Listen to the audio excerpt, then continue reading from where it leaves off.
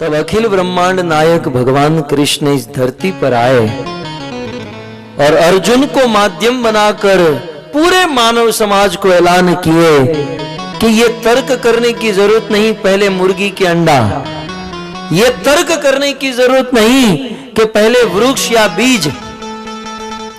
इस संसार में सबका बाप, सबका पिता, परम पिता अर्जुन, मैं कृष्ण हूं।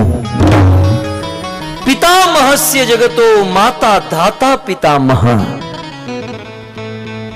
मैं सबका पिता हूं अर्जुन, मैं सबका दाता हूं।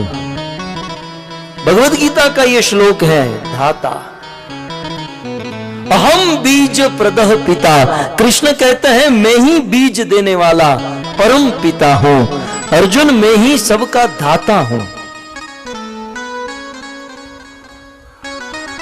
हम भी जब मंदिर में जाते हैं तो भगवान के सामने खड़े रहकर बोल तो देते हैं, त्वमेव माता च पिता त्वमेव,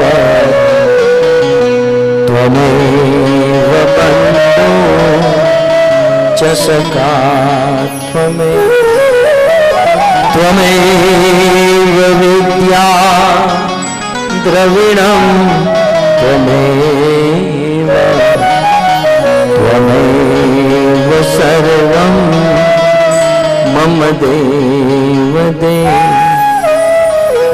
बोलते ना हम लोग, सब लोग, प्राय सब लोग ये श्लोक जानते हैं और मंदिर जाकर भगवान से कहते हैं त्वमेव माता पिता। ये सब श्लोक हम भारतीयों के लिए केवल बोलने के लिए रह गए हैं। शास्त्र के ये मंत्र, शास्त्रों के ये श्लोक केवल तोते की तरह रटने के लिए नहीं, ये जीवन में उतारने के लिए है। नहीं तो एक बार भी कृष्ण को माता मान लिया, पिता मान लिया, अपना बंधु भाई, अपना सब कुछ मान लिया, तो जीवन में किसी भी प्रकार की चिंता नहीं रहती है। आज हम और आप रात दिन चिंता से जल रहे हैं क्योंकि ईश्वर को हमने अपना नहीं बनाया। बोल तो देते हैं त्वमेव माता पिता तमेव, लेकिन ये तोते की तरह रट। एक बार वन में एक शिकारी गया और शिकारी ने प्लान बनाया कि बस दोपहर को जाऊंगा, दाना डालूंगा, जाल बिछाकर दाना डालूंगा और सारे पक्षी जब उस दाने के लोभ में आएंगे उस जाल को बांधकर पक्षियों को लेकर जाऊंगा। पूरा प्लान बनाकर बैठा था। एक साधु को दया आई और उस पक्षी के पास गए और कहे देखो आज आप सब मरने वाले हो। सारे पक्षी साधु के चरणों में गिर गए, महाराज हमको बचा लीजिए।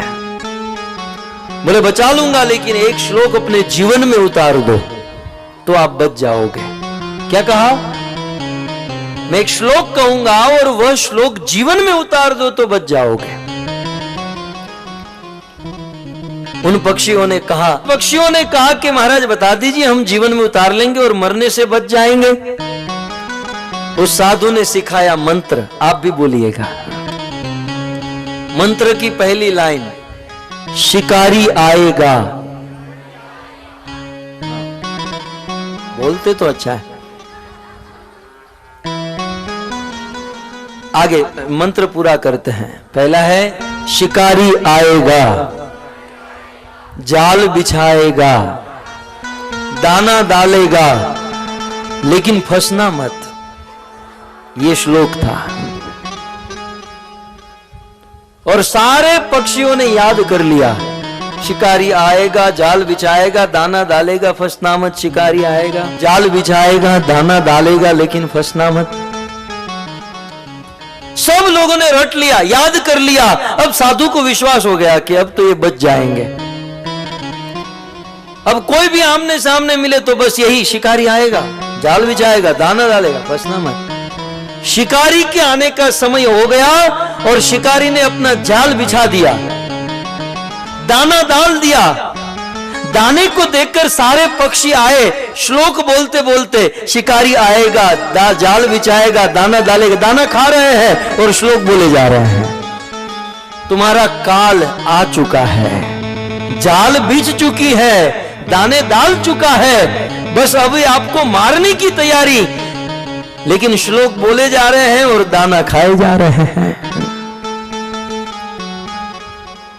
श्लोक कितना याद करते हैं ये महत्वपूर्ण नहीं, कितना जीवन में उतारते हैं ये महत्वपूर्ण है। नहीं तो भगवान ने कहा कि कुछ लोग, कुछ पंडित ब्राह्मण आदि श्लोक तो बहुत याद कर लेते हैं, वेदों के मंत्र, वेदों के पुरुष सूक्त श्लोक बहुत याद करते हैं, लेकिन वो जीवन में नहीं उतरता तो समझो वो गधा है। मैं नहीं कह रहा, स्वयं भगवान कहते हैं, प्रमाण के साथ कहूं, यथा खर चंदन भारवाही भारस्य वेता न तु चंदनस्य तथा च विप्रा श्रुति शास्त्र युक्ता मद भक्ति हीनो खरवत वदंती। खर माने गधा, वो गधा है। मलई पर्वत पर बहुत सुंदर कीमती चंदन उगते हैं, सोने गोल्ड से भी महंगे होते हैं, और वहां के लोग उस चंदन को एक स्थान से दूसरे स्थान ले जाने के लिए गधों का इस्तेमाल करते हैं। उन गधों के ऊपर बड़ा महंगा चंदन होता है, वो गधे चंदन का भार तो उठाते हैं लेकिन चंदन की महिमा नहीं जानते हैं। ठीक उसी प्रकार जो लोग वेदों के शास्त्रों के श्लोक याद तो कर लेते हैं लेकिन जीवन में नहीं उतारते तो वो गधे की तरह है। केवल इन श्लोकों का, शास्त्रों का भार ढो रहे हैं, जीवन में नहीं उतारते। त्वमेव माता पिता त्वमेव बोलते तो है लेकिन जीवन में कहां।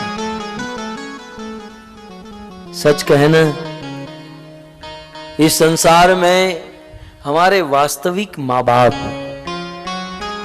हमारे वास्तविक हितेशु, हमारे दिल की बात रखने लायक यदि कोई है तो वह एकमात्र राम और कृष्ण है।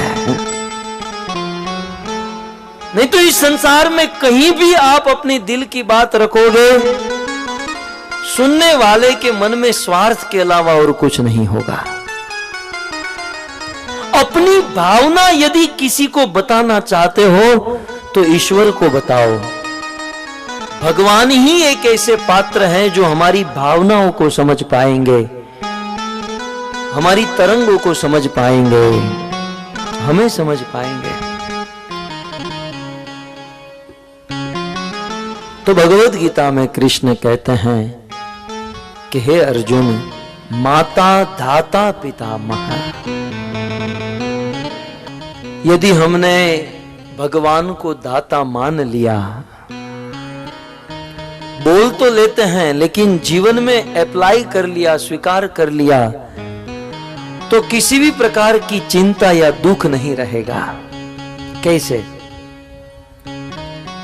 छोटे छोटे बच्चों को हम देखते हैं, छोटे छोटे बच्चे बड़े प्रसन्न होते हैं, खुश रहते हैं। उन बच्चों को कोई चिंता नहीं होती। मनुष्य जीवन में सबसे अच्छी अवस्था यदि कोई है तो है बाल्य अवस्था। उनको खाना नहीं होगा ना तो मां जबरदस्ती खिलाएगी, कपड़े नहीं पहनना होगा तो पिताजी जबरदस्ती पहनाएंगे। उस बालक को कोई चिंता, कोई टेंशन नहीं। कारण क्या है? कारण यही है कि वह छोटा सा बालक अपने माता पिता को आश्रित हो गया है। मुझे आपसे इतना ही समझाना है कि एक बालक संसार के साधारण माँ बाप को आश्रित हो जाए तो सारी चिंताओं से मुक्त हो जाता है। तो हम सब हमारे वास्तविक पिता को आश्रित हो जाए तो सारी चिंता से मुक्त क्यों नहीं हो पाए? क्यों नहीं हो पाएंगे? क्योंकि कृष्ण ही हमारे वास्तविक दाता है, राम या विष्णु ही हमारे वास्तविक दाता है। सबसे पहले वीडियो पाने के लिए लाल गोविंद दास YouTube चैनल को सब्सक्राइब करें और बेल आइकॉन को प्रेस करना ना भूले।